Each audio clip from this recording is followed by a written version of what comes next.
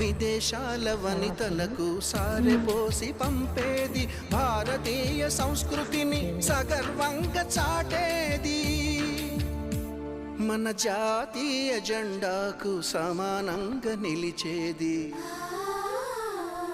చీరలోని గొప్పతనం తెలుసుకో, ఈ చీర కట్టి ఆడతనం పెంచుకో.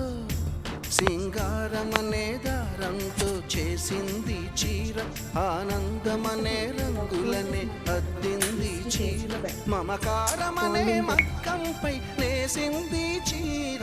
చీరలోని